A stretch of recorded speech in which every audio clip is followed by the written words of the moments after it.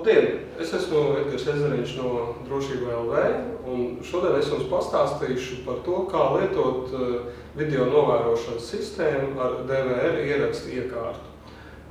Kādā no mūsu iepriekšējiem video mēs jau rādījām, kā var savienot DVR iekārtu ar kamerām, un šodien es pastāstīšu vairāk tieši, kas tad notiek tālāk, kā mēs ar to visu, kā mēs varam šo video novērošanu pārvaldīt, kā mēs varam skatīties ierakstu, kā mēs varam skatīties tekošo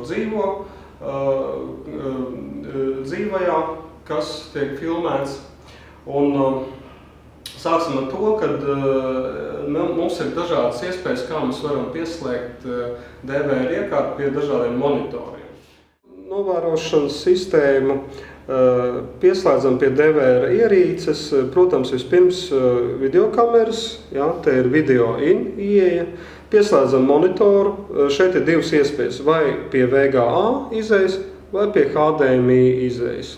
Un vēl ir arī papildus monitors iespējams tā, ka var strādāt ar diviem monitoriem vienlaicīgi. Ir BNC konektors video izejai. Šeit ir DVR ierīce, kas šobrīd darbojas, un viņi ir pieslēgti pie šiem monitoriem. Ja? Pie šī monitora ir pieslēgts ar HDMI, pie šī ir ar VGA. Ja? Un mēs redzam, ka mums ir viens un tas pats attēls visos monitoros. Šos trīs monitorus es rādu, tāpēc, ka ir iespējami šie trīs pieslēguma veidi, bet tālāk es demonstrēšu uz diviem monitoriem. Jo kas mums ir, kāda ir iespēja? Tātad ar HDMI vai ar VGA, tas ir vainu, ja mēs pieslēdzam. Mums ir viena un tā pati bilde, bet mums var arī būt pieslēgti divi monitori, un uz katru ir atšķirīgas bildes. Un tas var būt noderīgi tādos gadījumos, ka viens monitors stāv, piemēram, pie apsardzes novērošanai, un cits monitors kādā citā vietā, varbūt kaut kur publiskā vietā, kad ir jāredz, nezinu, veikalā, kad kaut kādas demonstrācijas vai, teiksim, sekretārē ir cita kamera pieejama nekā apsargam, vai dažādas situācijas, kur to mēdz izmantot. Un te mums ir tas nosacīti, teiksim, šis ir apsarga monitors, un šis ir tas publiskais monitors.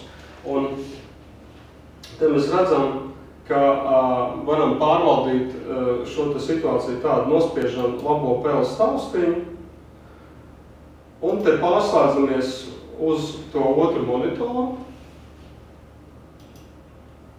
Mēs varbūt tur kadrā neredzēs tik sīki, bet šeit parādās pele, ar kuru mēs varam pārvaldīt to visu, kas tur uz ekrāna notiek. Un mums ir tās pašas iespējas, kas uz šī pamatmonitora ir arī šeit. Mēs, piemēram, varam aktivēt kaut kādu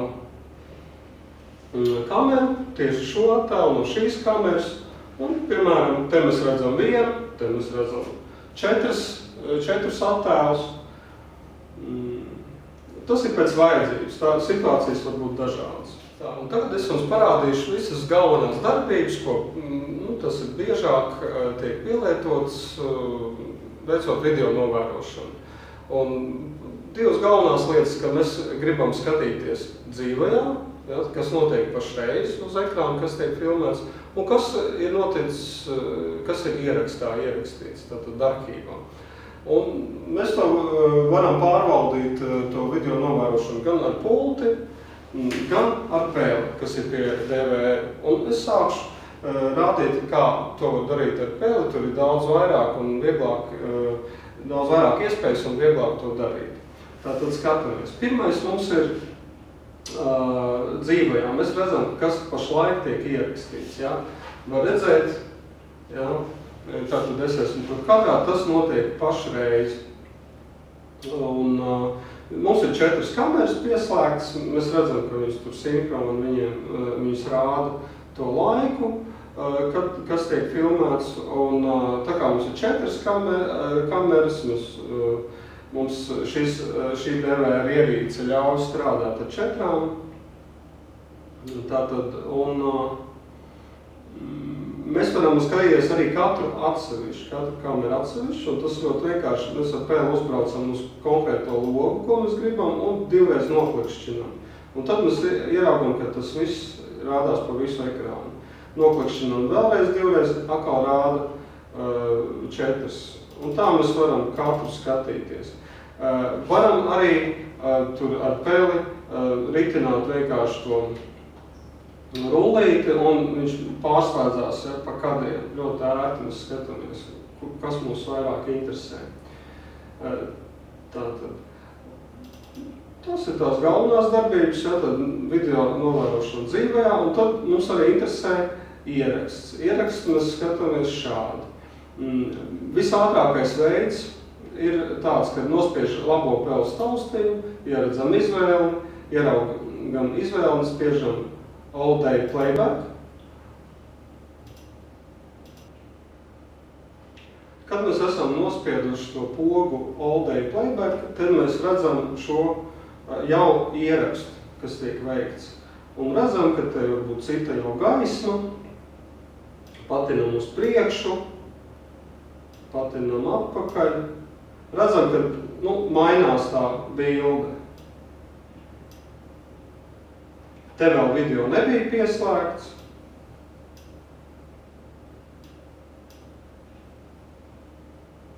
Redzam ierakstu. Vēl ir tāda iespēja, ka mēs redzam visas 4 kameras vienlaicīgi.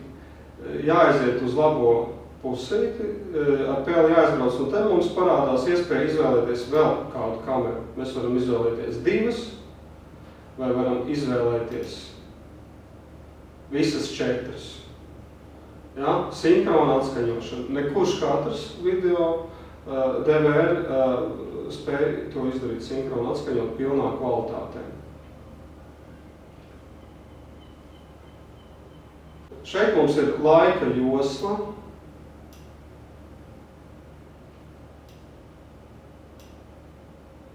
Kur varam patīt video ierakstu. Un te mēs redzam laiku, cikos tas ieraksts ir veikts. Varam arī pātrināt, skatīties. Un tagad es jums parādīšu tādu funkciju, kas ir tieši Hikvision, ļoti labi izstrādāta programmatūra, kad jūs varat ātri atrast jums interesējošo vietu video, tur, kur ir bijusi kustība tajā kadrā, un jums nav jātina viss ieraksts, bet jūs atrodat tikai tās vietas, kur ir notikusi kustība jums interesējošā zonā. Tūlīt parādīšu, kā to dara. Tātad, tas ir atskaņošanas režīmā. Tātad, mēs spiežam labo pēles tausteņu, izvēlē atrodam all day playback. Pēc nospiežot all day playback, tātad atverās ieraksts. Un mēs, piemēram, gribam redzēt kustību, kur kāds gājis pa šīm durvīm. Visas dienas garumā, kad vispār ieraksts ir bijis. Ir tāda funkcija, kā tātad smart search. Nospiežot labo pēles tausteņu, nospiežam smart search. Un tiek piedāvāts uzlikt režģīti tai zonai, kas mums interesē, vai tur kustība ir bijusi vai nav. Un spiežam meklēšanas poziņu. Viņš atrod, un tad drusku palielināsim to tūplānā, pieliksim. Un te mēs tūplānā redzam to laika joslas daļu, kur ir bijusi kustība tajā mums interesējošā zonā.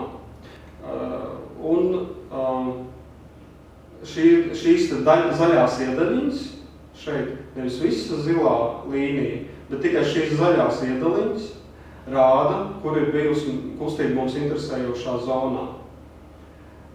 Spiežot šādi uz priekšu nākamo ierakstu, mēs varam apskatīt tos laikus atrodam, kad šeit tā kustība ir bijusi.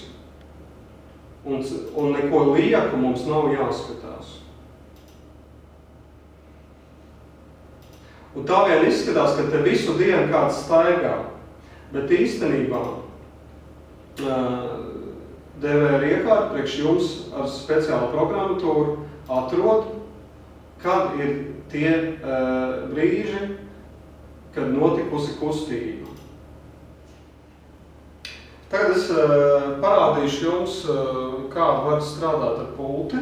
Pulti varbūt retāk izmanto un nav tik daudz darbības, kur viņi noder, bet, protams, ja mēs atrodamies tālāk no monitora, mums būtu ērti pārslēgt, teiksim, dažādus kanālus, dažādas kameras, skatus. Bet ir labi, ka mēs varam pārslēgties no vairākām kamerām uz vienu. Un tad šeit ir tāda podziņa, preview, ja? Mēs redzam, ja mēs pārslēdzam, nospiežam to podziņu, mums pārslēdzās uz vienu kameru un uz 4 kamerām.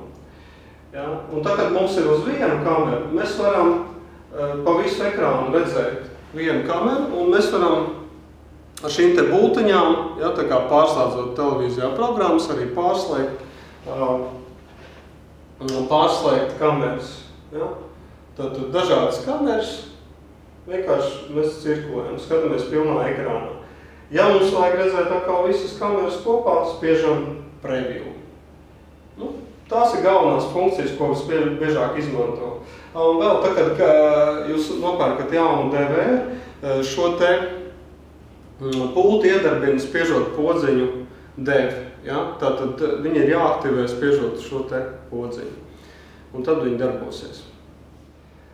Tātad šodien es jums pastāstīju biežāk pielietotās funkcijas video novērošanā. Un, ja jums ir kaut kādas citas vēlmes vai papildu jautājumi, sazinieties ar mums.